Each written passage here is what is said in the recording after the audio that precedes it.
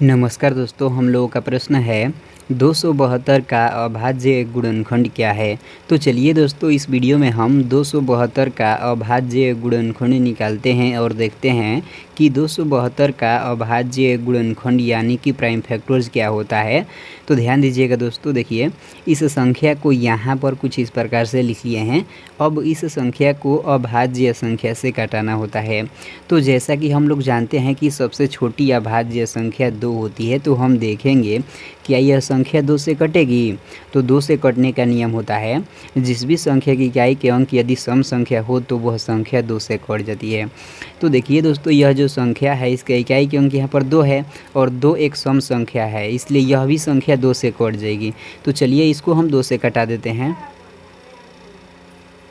दोस्तों हमारे साथ आप लोग यहाँ पर कटाना सीखिएगा। देखिए यहाँ पर तो पहले 2 है, तो यह 2 इस 2 से एक बार में कट जाएगा, क्योंकि 2 इकाई 2 होता है। यहाँ पर तो 7 है, तो दोस्तों 2 के पहाड़ा में 7 तो नहीं आता है, लेकिन 6 आता है। इसलिए हम क्या करेंगे, ध्यान दीजिएगा, यहाँ पर देखिए यह 7 जो है यह 6 से कितना ज़्यादा है, 1 ज़्यादा है। इसलिए हम क्या करेंगे, इस 7 में से इधर 1 भेज देंगे। ध्यान दीजिएगा, यहाँ पर तो 7 था, लेकिन जब 7 में से इधर 1 चला गया तो यहाँ पर कितना हो गया, 6 ना हो गया। तो यह 6 इस 2 से 3 बार में कट जाएगा, क्योंकि द्वितीय 6 होता है। देखिए इस 2 के आगे आकर 1 लग गया है, तो 1 और 2 मिलकर कितना हो जाएगा, 12 हो जाएगा। तो यह 12 भी इस 2 से 6 बार में कट जाएगा, क्योंकि 2 छक्के 12 होता है। ध्यान दीजिएगा, देखिए यहाँ पर तो 136 आ गया।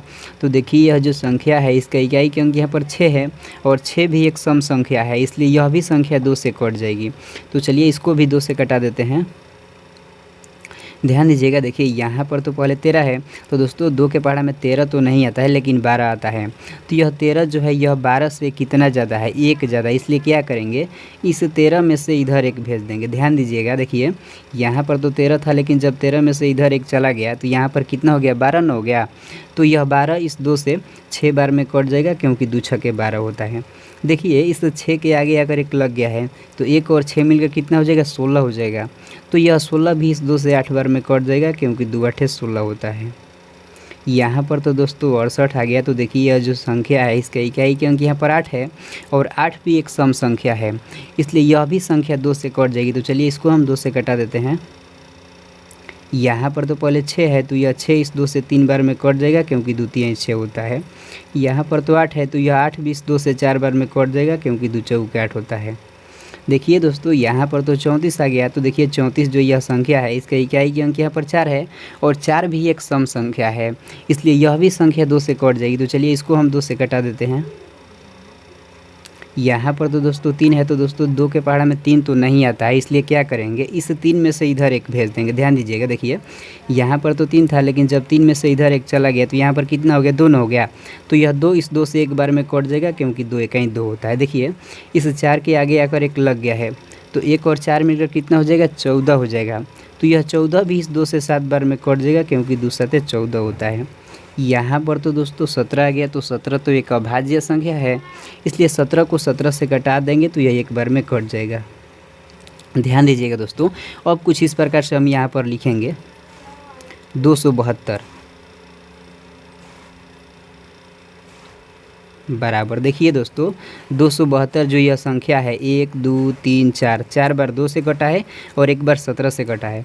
तो इन सभी को क्या करेंगे, यहाँ पर गुणे के रूप में लिखेंगे। तो चलिए लिखते हैं 2 गुणे 2 गुणे 2 गुणे 2 गुणे 17। तो दोस्तों जो यह आ गया ना, यही क्या हो गया, इस 272 का अभाज्य गुणनखंड यानी कि प्राइम फैक्टर्स हो गया।